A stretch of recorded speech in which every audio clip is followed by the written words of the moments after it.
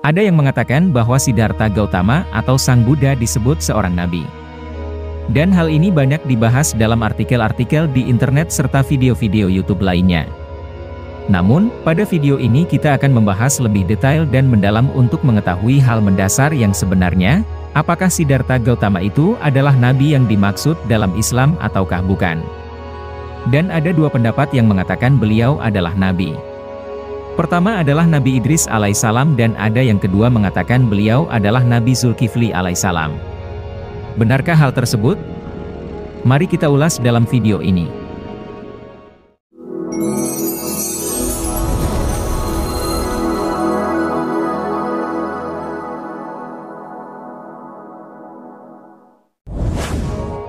Assalamualaikum warahmatullahi wabarakatuh. Selamat datang di Perspektif Channel.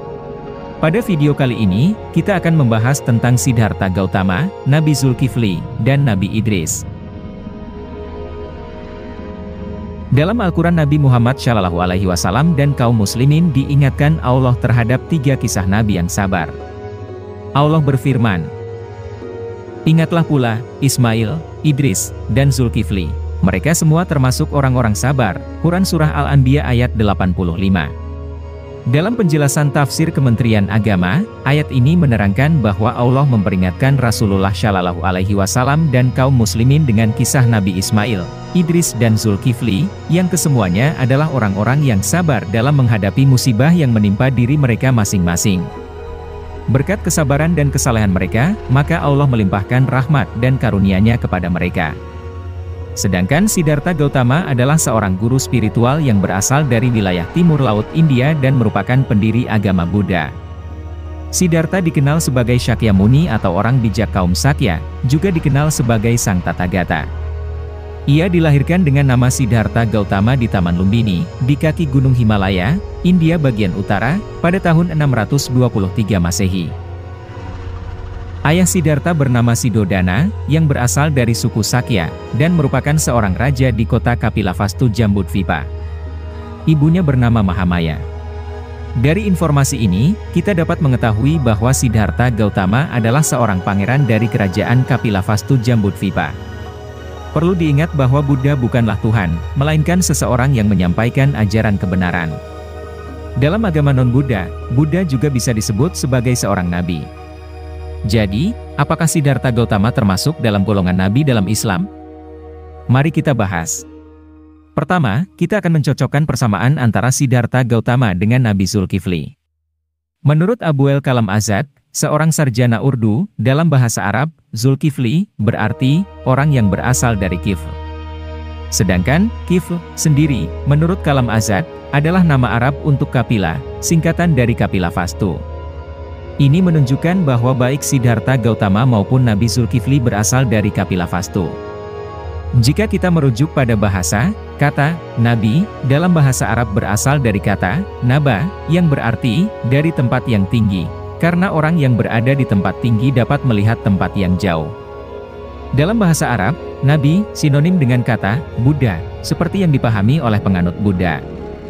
Sinonim pengertian ini dapat diringkas sebagai seseorang yang diberi petunjuk oleh Tuhan sehingga mendapat kebijaksanaan yang tinggi. Dengan demikian, dapat disimpulkan bahwa kata nabi dalam bahasa Arab sinonim dengan kata Buddha. Oleh karena itu, bisa jadi Buddha yang dimaksudkan Siddhartha Gautama adalah Nabi Zulkifli, karena ada persamaan tempat dan gelar. Menurut Dr. Alexander Berzin, terdapat catatan dari para sejarawan dan peneliti yang mengaitkan beberapa ayat Al-Quran dengan Sang Buddha, yaitu pada surah At-Tin ayat 1-8. "Demi buah tin dan buah zaitun, demi gunung Sinai, dan negeri Mekah yang aman ini, sungguh telah kami ciptakan manusia dalam bentuk yang sebaik-baiknya.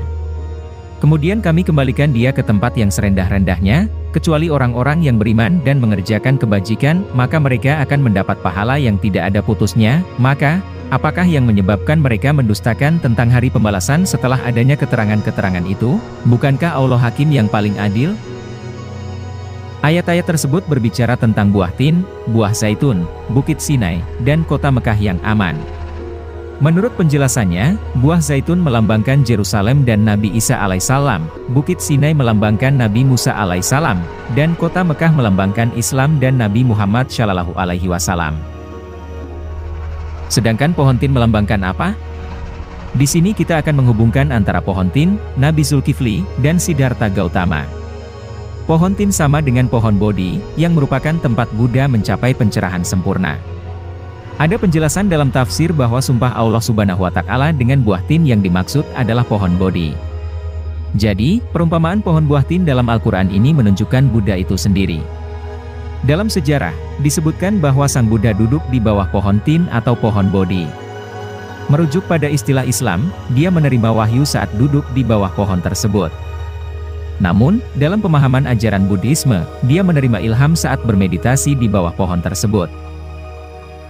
Dari penjelasan ini, pada surah Yasin dalam Al-Quran, Allah menyebutkan tentang nabi-nabinya, bahwa buah tin adalah perumpamaan Nabi Zulkifli atau Buddha, buah zaitun adalah perumpamaan Nabi Isa alaihissalam, Bukit Sinai adalah perumpamaan Nabi Musa alaihissalam, dan Baladil Amin atau tanah yang aman dan selamat Mekah adalah perumpamaan Nabi Muhammad Shallallahu Alaihi Wasallam. Dari keterangan-keterangan tersebut dapat disimpulkan apakah Siddhartha Gautama adalah Nabi Zulkifli? Menurut saudara bagaimana? Mari kita lanjut ke pembahasan kedua, apakah Siddhartha Gautama adalah Nabi Idris alaihissalam? Menurut buku berjudul The Prophet of God Enoch, Nabi Allah Idris adalah sebutan atau nama Arab bagi Enoch, nenek moyang Nabi Nuh alaihissalam. Beliau dinyatakan di dalam Al-Quran sebagai manusia pilihan Allah sehingga dia mengangkatnya ke langit. Ibnu Abi Hatim dalam tafsirnya meriwayatkan bahwa Nabi Idris wafat saat beliau sedang berada di langit keempat ditemani oleh seorang malaikat. Beliau hidup sampai usia 82 tahun. Sedangkan Buddha Gautama berkelana menyebarkan Dharma selama 45 tahun lamanya kepada umat insan dengan penuh cinta kasih dan kasih sayang, hingga akhirnya mencapai usia sekitar 80 tahun. Pada usia 80 tahunan tersebut Siddhartha Gautama mencapai kesempurnaan menuju parinirwana. Ini mirip dengan apa yang dialami oleh Nabi Idris alaihissalam, yaitu mencapai jannah Allah Subhanahu wa Ta'ala tanpa melalui kematian terlebih dahulu. Tidak hanya itu, dalam agama Buddha, seorang biksu harus mengenakan jubah yang dibuat sesuai dengan ketentuan. Ini adalah peraturan kebiksuan yang harus ditaati oleh semua biksu. Hal ini menjadi dasar bahwa Siddhartha Gautama merancang busana kebiksuan yang akan digunakan di pertapaannya. Dalam kisah Anuruddha Thera Dhamma 7, bagian 4 menjelaskan bahwa menjahit merupakan salah satu keahlian para biksu. Dalam kitab Mustadrak Al-Hakim, Nabi Idris dipercaya sebagai seorang penjahit. Dari Ibnu Abbas, berkata, Daud adalah seorang pembuat perisai, Adam adalah seorang petani, Nuh seorang tukang kayu, Idris seorang penjahit dan Musa adalah pengembala.